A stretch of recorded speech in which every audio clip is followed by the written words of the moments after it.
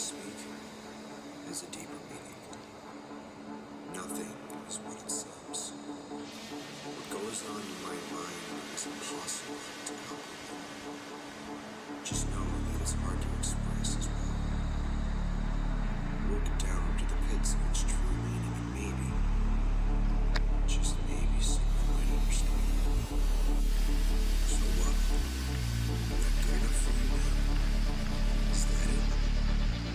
Give me the best life has to offer, and I'll make it worth your time. Give me nothing to work with.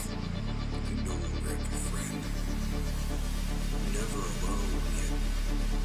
It feels like I am.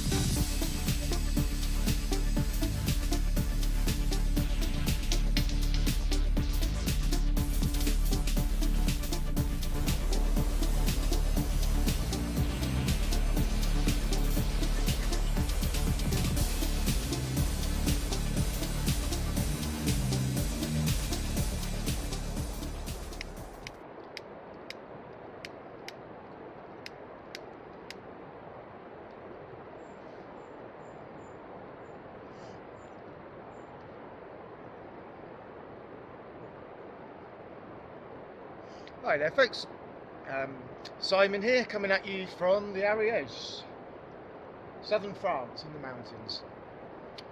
Well, I woke up this morning, glorious sunny day, t-shirt, it's incredible, so I thought I would take a Sunday stroll, share a bit of the beauty of this wonderful valley with you. The path I've just been following actually is the one that goes in front of my house. If I turn right I go into the village, if I turn left we head down this path, and if you continue for about 8 hours, it's pretty much like this, goes up into the mountains, and yeah, you drop down into Spain.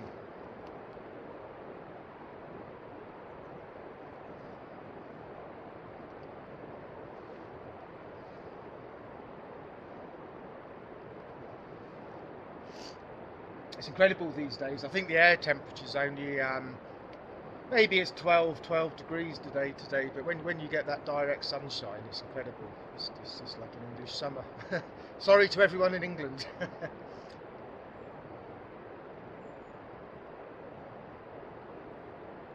Well, today being Valentine's Day and all, I thought I would rekindle an old love affair. Um, and so I'm smoking the first pipe I ever bought, which was only about 2 years ago, admittedly. But yeah, I thought I'd be faithful today and take rekindle the romance. And I'm smoking a Motzek blend, surprisingly, Mika's cake or Misha's cake.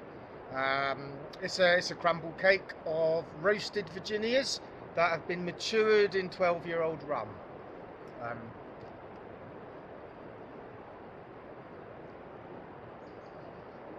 We'll do close-ups as always.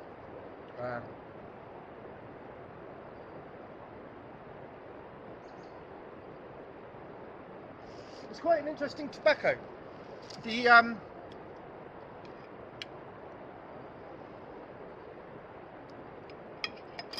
actual aroma is, it's not one you would possibly typically associate with Virginias, per se. Again, I had to look on the internet to double check, because it's one of those blends on the tin note that you would think there's Perique in there. I mean, it has got that smell, and I've bought a few bags of pure Perique, blending Perique in the past, so I don't think it's me getting confused. And there's been a couple of other tobaccos recently, again from Motzek, that there's no Perique listed on their website, but I don't know, maybe it is in there and they don't list it, or maybe I'm just completely wrong. Probably the latter. But it's a lovely crumble cake. Again, we do a close-up, and it's an interesting taste. It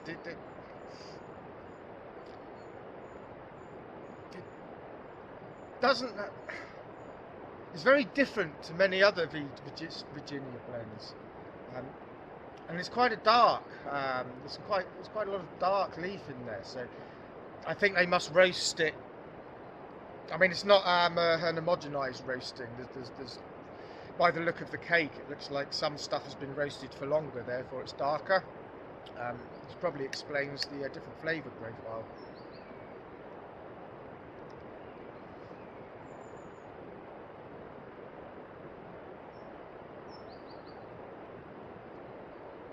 It's a lovely smooth tobacco. It's not ultra complicated, but it's perfect for a stroll in the forest. And it burns very clean. It burns down to nothing. I mean, the cake's like a little bit moist. It's one of the tobaccos I do let it dry for 20-30 minutes before I put it in the pipe, or put it in the pipe and smoke it a few hours later. Generally works also.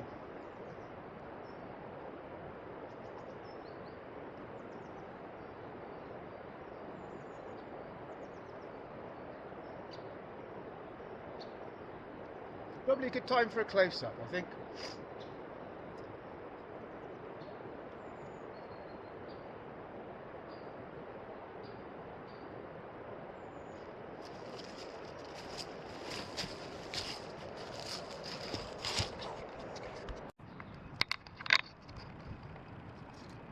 Well, as ever, the close-up. It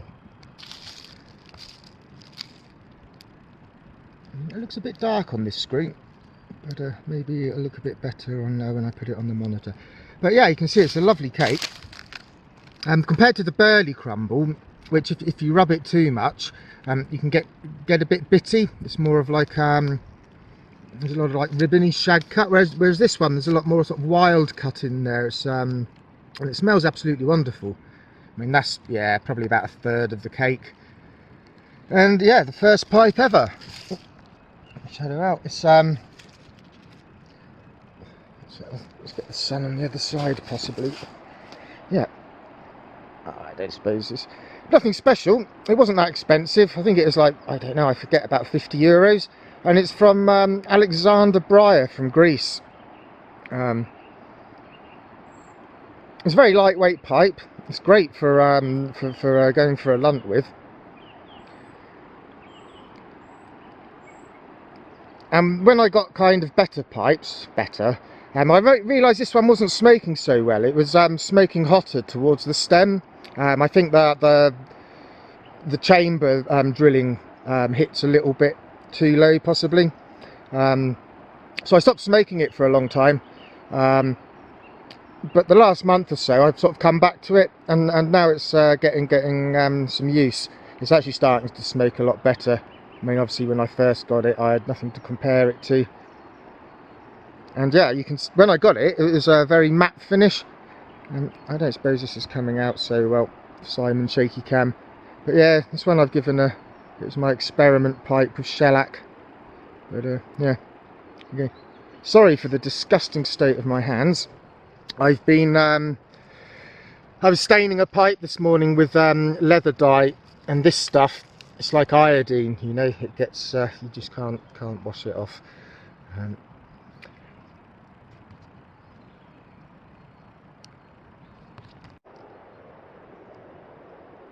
Now I have a question for the elders of this wonderful community, or the more experienced, or people that know more than me. Which isn't hard to find. Now,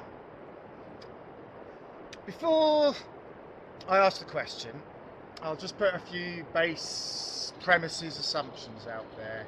Maybe they're mythological, maybe they're, who knows. Now,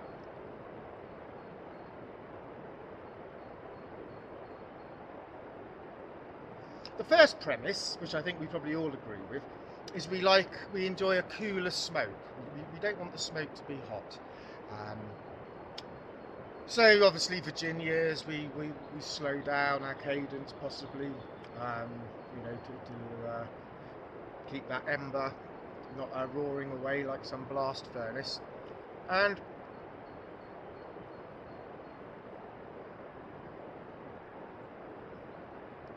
also, it's the base assumption with longer stem pipes like church wardens that the smoke has time to cool before you know, it reaches the mouth. So I think I think we can all agree on this, that if you keep that ember a bit cooler, not hot, and if the smoke has a longer stem, it's a more enjoyable smoking experience. So that's premise number one. Not to mention some of the pipes like Falcons, maybe possibly, you know, have a spiraled, you know, like radiator system to lose heat.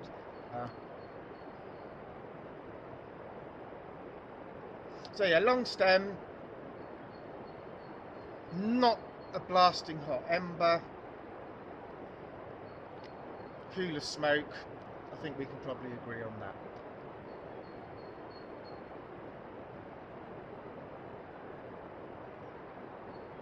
Second premise, or something that gets bandied about quite a lot, is that a rusticated pipe will smoke cooler than a non-rusticated because of the increased surface area, so the pipe can dissipate heat.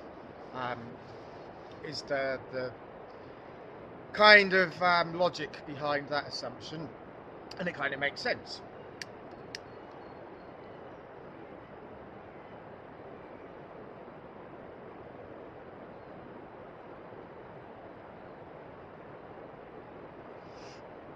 And as a side note, you know, when you read the pipe making forums and various other sources, there's always this debate whether like a lacquered coating is going to make the pipe smoke hotter than just a wax coating, for example. So there's many facets to surrounding what makes a good smoke. But I've been thinking that some of them are slightly contradictory.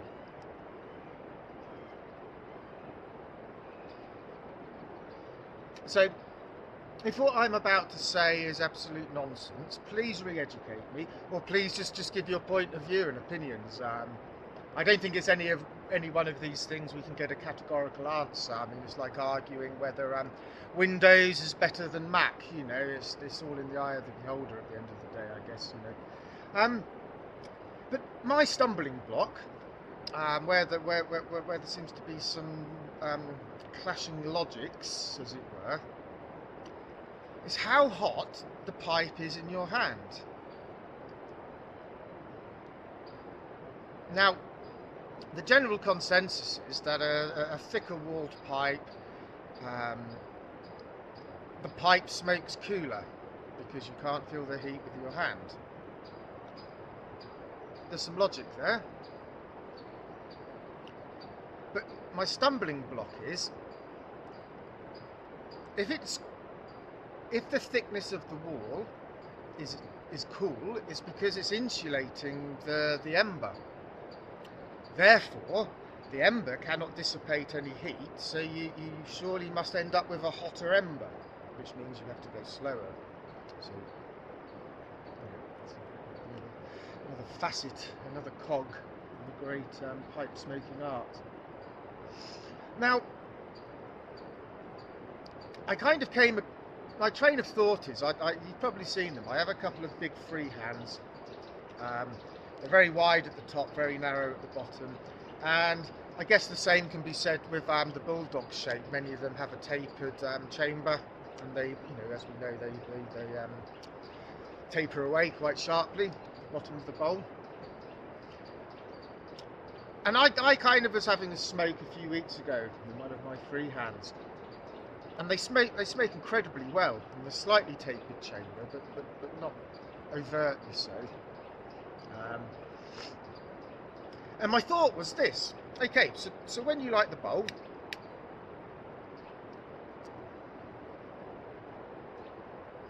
you've got a big amount of briar around the top to insulate it, to get the ember established, to get the tobacco, slightly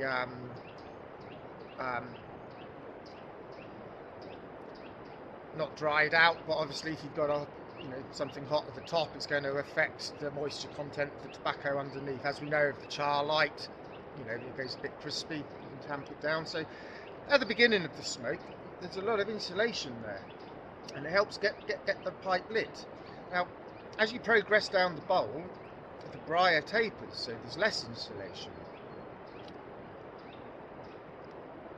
And so my train of thought is, this means that the ember's quite established by then, and it's hotter than it was when you started. But because there's less insulation of briar, the ember is able to lose heat through the briar, therefore not heating up the air and the smoke that's coming through the stem. And also, a thing I found with these bulldogs and these free hands that have a tapered chamber, it's very rare, pretty much never have any dottle. They burn right down to ash. And I'm wondering if this is because there's less insulation of the briar at the bottom, which means it can get a complete combustion, if this makes sense. I really hope I'm explaining this well. It's just a working theory. It doesn't really matter one way or the other, I guess. But yeah. So I find it a bit contradictory, like especially the thing that a rusticated pipe will be cooler because it can dissipate heat. But if a pipe is hot to the touch, that is because it is dissipating heat. The rusticated dissipating heat is good. A pipe that feels hot to the touch is bad. But fundamentally, a mechanical level, what do they call it? Thermomechanical, I don't know. Level, yeah, there's the same thing going on, but we interpret the same thing going on, one as a negative, one as a positive. So, I don't know. Maybe somebody can help me out with this, or just what do you guys think?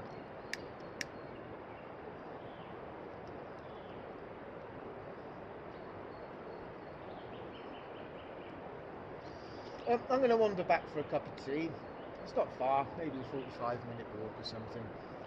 I'll probably share some stuff on the way back. Yeah, Let's change spots.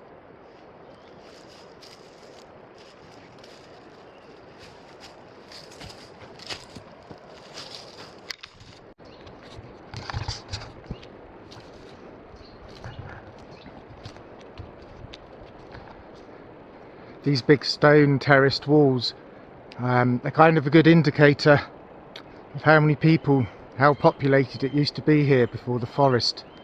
I mean, these are everywhere in the forest. You've probably seen a few on the camera pans, but I've done a bit of stone walling. Obviously you can see the stone face. These terrace walls, they'll probably be at least one this high, like a good 1.5 meters deep to retain the soil.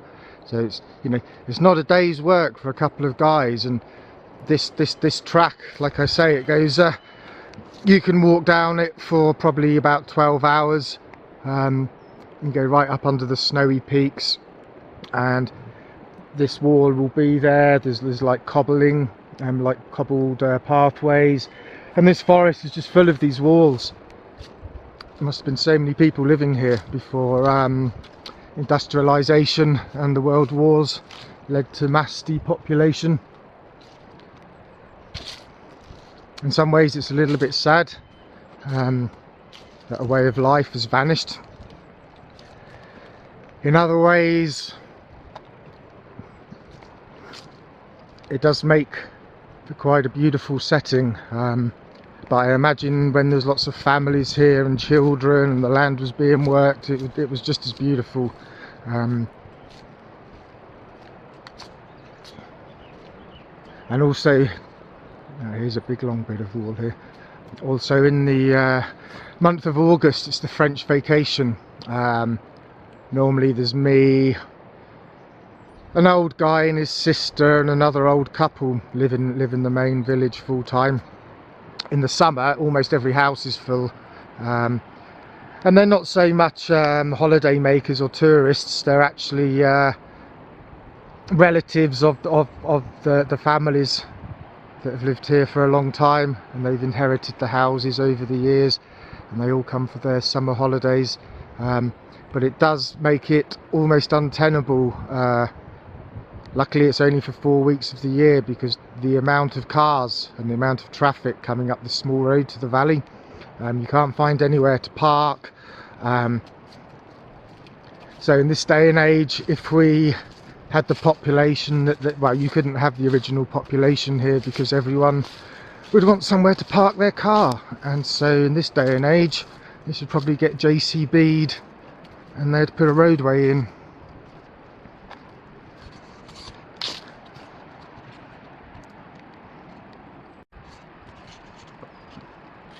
Lovely little house. We're just approaching a little, I say it's a hamlet. Originally they're agricultural buildings, but there's some, I say youngsters, younger than me. They're a bit of a collective, have bought many of the little barns here. Their level of craftsmanship is amazing. Their carpentry, their stonework, they're all very dedicated, and yeah, great craftsmen, and yeah, a really nice bunch of guys and girls actually. Yeah, you can see, you can see lots of bunting, usual alternative kind of stuff.